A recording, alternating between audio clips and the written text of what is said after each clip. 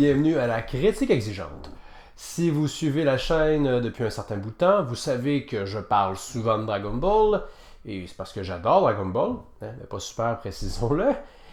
Et récemment, j'ai lu, ça fait un bout de temps que je ne l'avais pas fait, là, donc j'ai relu Dragon Ball, le début, hein, donc du début jusqu'à la défaite de Piccolo Junior, donc ce qu'on pourrait appeler la partie de Dragon Ball sans le Z, mais qu'en manga, c'est pas ça, mais n'empêche. Et lors de cette lecture-là, ben, honnêtement, justement, on était très dur envers Dragon Ball Super. Et je pense qu'on serait peut-être très dur. Ben, on devrait être très dur envers Dragon Ball aussi. Dragon Ball, c'est peut-être surévalué. Parce que même les gens disent à Z, ah, les gens qui aiment Z, ils aiment juste la grosse baston bête, mais dans la pré-partie, c'était mieux. Peut-être pas autant qu'on se l'imaginait. Donc, c'est un peu une espèce de critique du début de Dragon Ball, les trucs qui fonctionnent moins bien. J'ai presque pensé à aller tombe par tombe, ça aurait fait plus de vidéos, mais pas envie. Donc, je vous dirais que là où j'ai vraiment plus de critiques à faire, c'est quand on passe la défaite du commandant bleu, hein, celui de l'armée du ruban rouge. Mais avant, il y a quand même peut-être deux reproches. Ben, un reproche que je veux faire, puis un commentaire. Yamcha, son combat contre Jackie Chun était un peu lamentable. Ça n'a pas mis en valeur Yamcha du tout, à un point tel qu'on se dit que Jackie Chun a juste vaincu quelqu'un qui semblait pas très fort. Je trouve que c'est dommage.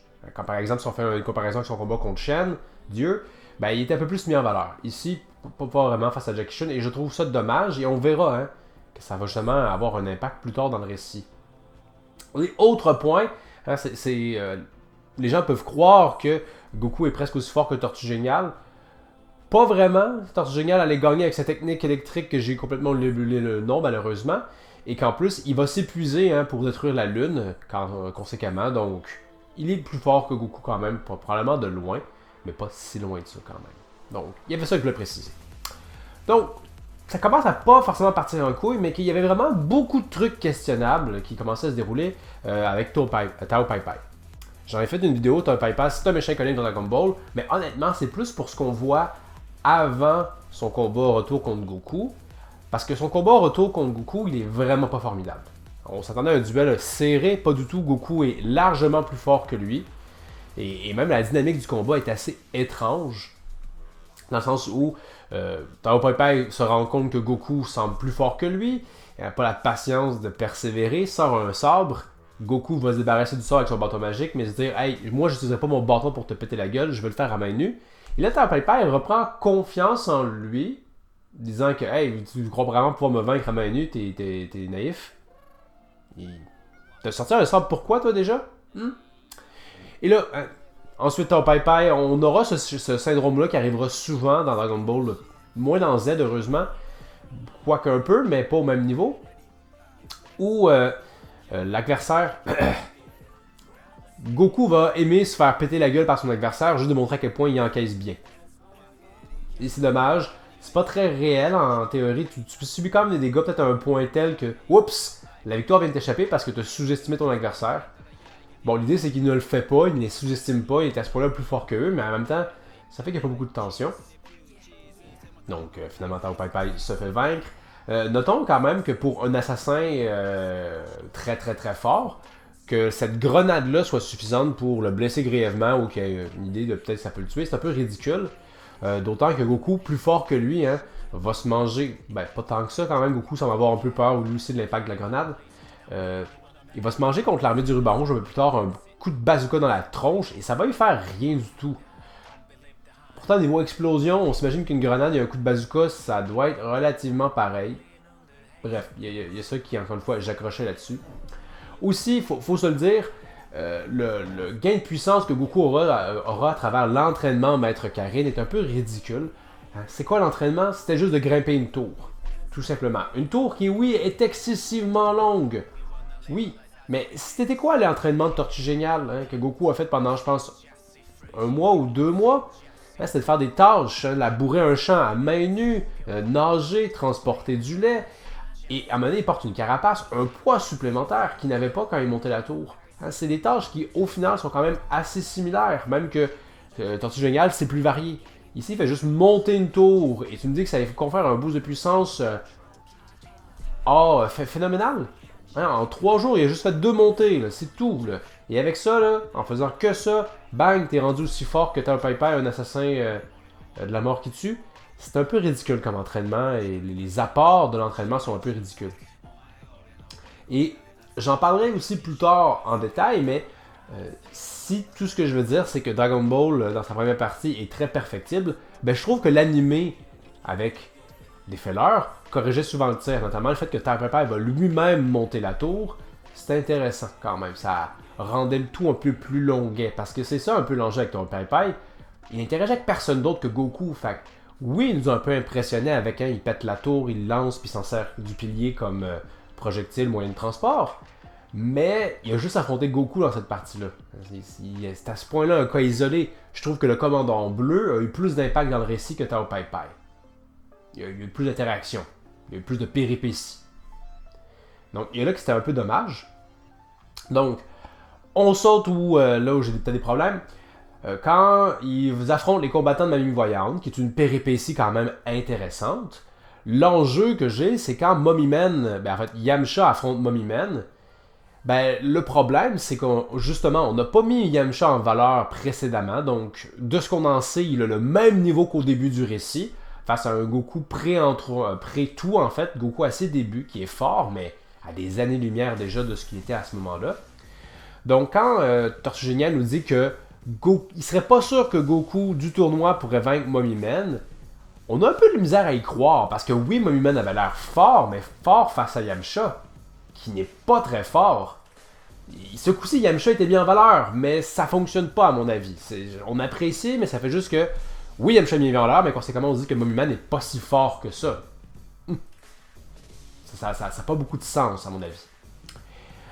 Après coup, Diabloman, je trouve dommage, c'est que son pouvoir est, je l'ai déjà parlé, super intéressant, mais pourquoi l'avoir fait si faible? Pourquoi ne pas avoir un affrontement un peu d'égal à égal avec Goku, mais Goku a un peu le dessus, et ainsi Diabloman doit ressortir sa technique?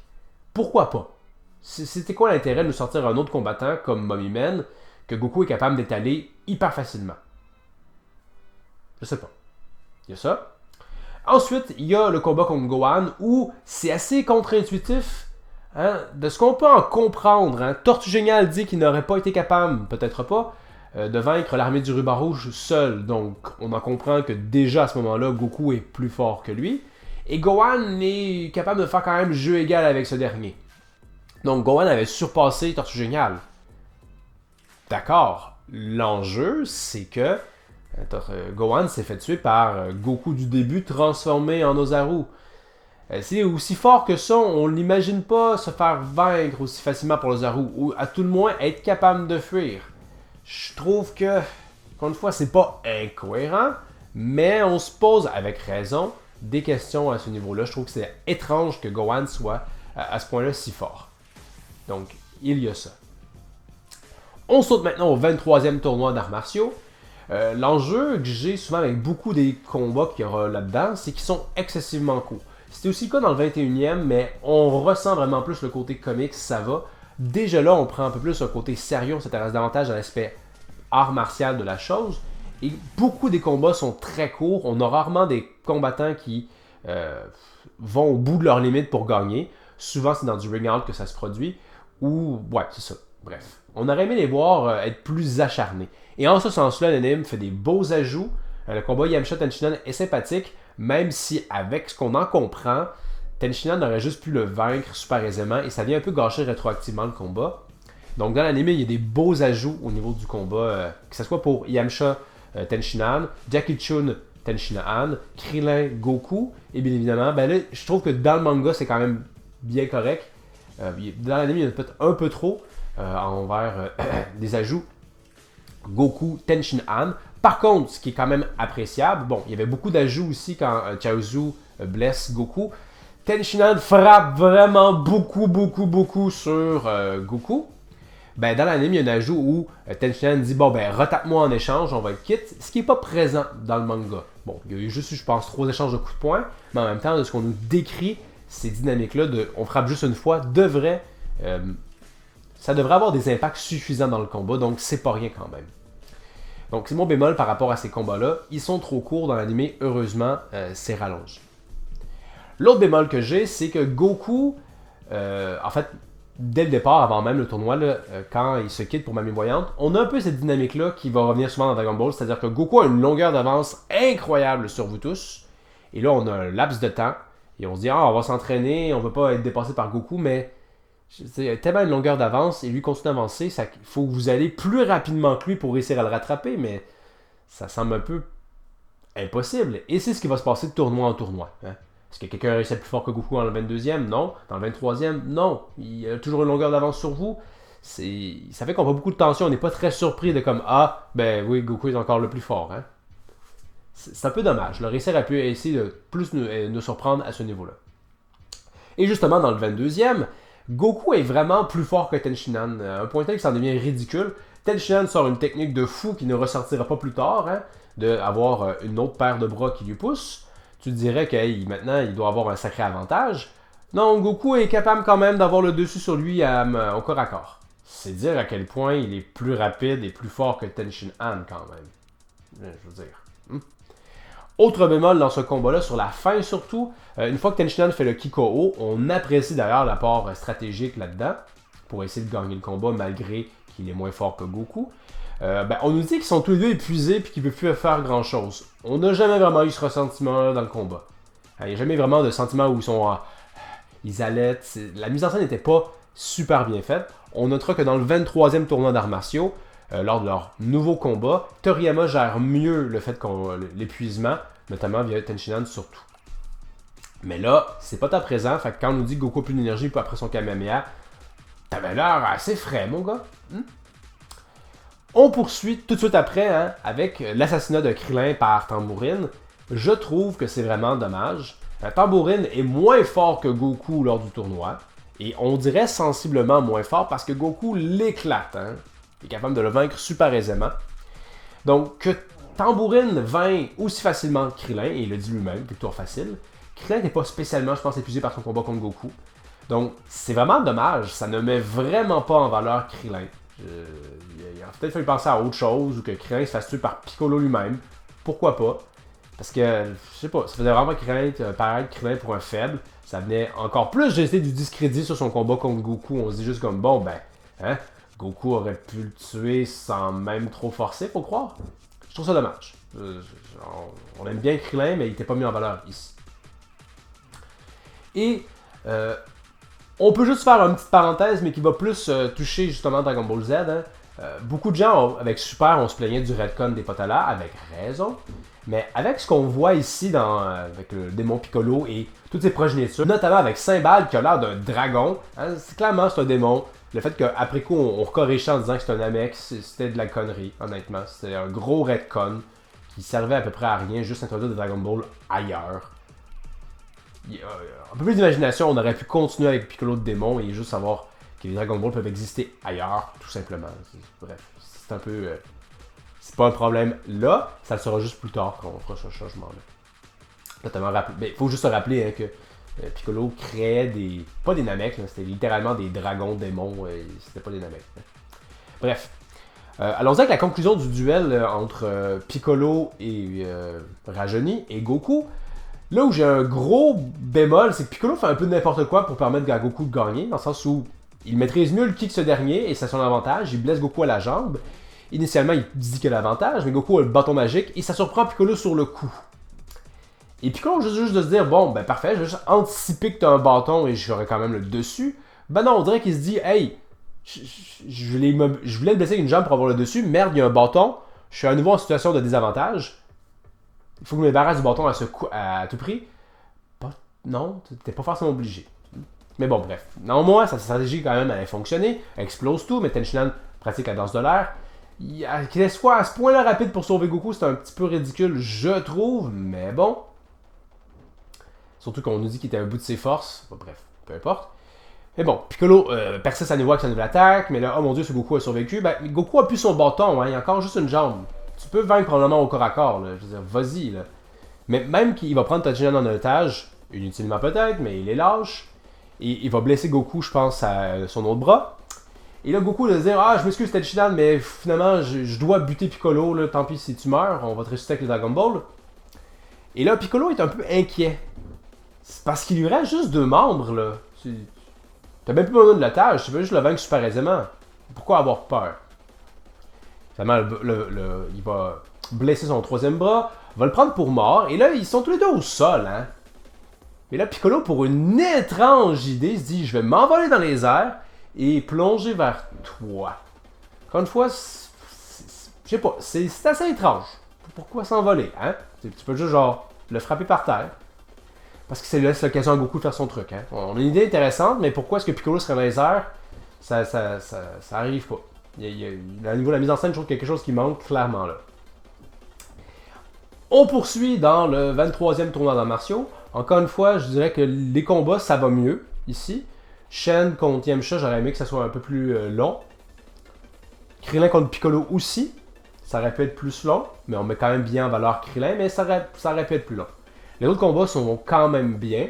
On notera que le coup des poids de Goku, avec les chiffres qu'on nous donne, honnêtement, considérant que l'entraînement initial de Tortue Géniale, c'est aussi des poids, on n'a pas le temps, lui, d'être impressionné.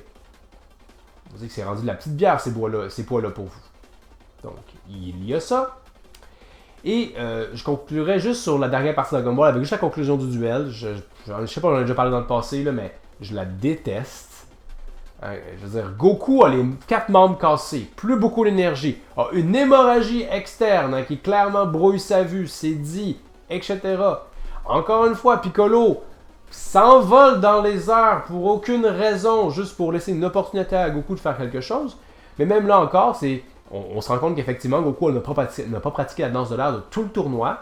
Mais quand même, hein, je veux dire, avec son niveau de blessure, le peu d'énergie qu'il y a, il n'y a pas vraiment le temps de genre s'envoler. En plus, imaginez-vous l'envol, ça serait ridicule. Là. C'est comme une poupée s'envolait parce que tous ses membres sont cassés. T'as comme 0 aérodynamisme. Je n'y crois pas. C'est ridicule. Dans mon livre à moi, Piccolo a gagné. D'autant plus que, rappelons-nous que Shen a intervenu, donc Goku devrait être disqualifié parce qu'il y a eu triche. C'était juste ridicule qu'il puisse s'envoler rapidement et qu'il revienne avec la danse de l'air et que Piccolo le remarque pas.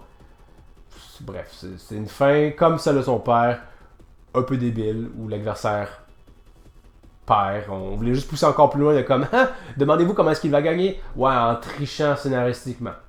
C'est mon ressenti à moi. Donc, ceci conclurait cette critique des points qui m'ont un peu chipoté, agacé dans Dragon Ball première partie. Encore une fois, le début ça va super bien. Là. C'est de la péripétie, ça devient vraiment plus léger.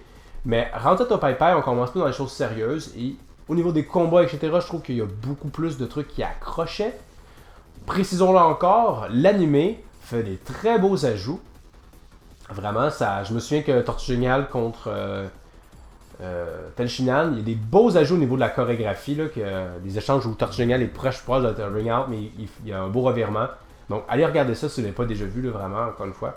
C'est pourquoi les fillers, c'est vraiment bien. Ça peut améliorer un produit qui peut être facilement perfectible, et je pense que c'était le cas. Donc, l'idée, c'est vraiment que les gens disaient qu'on louangeait Dragon Ball avant le Z, avant les Saiyans, mais c'était pas sans défaut, et même des défauts assez marquants, je trouve, à mon avis. Mais bon, vous pouvez m'en faire part dans les commentaires, qu'est-ce que vous pensez des défauts que j'ai cités, et vous, est-ce que vous préférez Dragon Ball avant le Z ou pré-Z? Souvent, c'est avec le Z, mais bon, encore une fois, vous m'en faites part dans les commentaires, ça me fait un plaisir de vous entendre. Pour la prochaine critique exigeante, vous avez sans doute déjà remarqué ce poster avec Medabots. Je vous en parlerai parce que ça fait longtemps que je veux le faire, mais je ne prends pas le temps. Une série qui était très marquante dans ma jeunesse et qui, c'est dommage, n'est pas super durée dans le temps. À mon avis, c'est une version bien supérieure de Pokémon, Digimon, de toutes ces séries-là qui voulaient juste nous vendre des jouets. Donc, merci d'avoir regardé, n'hésitez pas à vous abonner et je vous dis à la prochaine critique exigeante. 涙は見せずにガチで勝負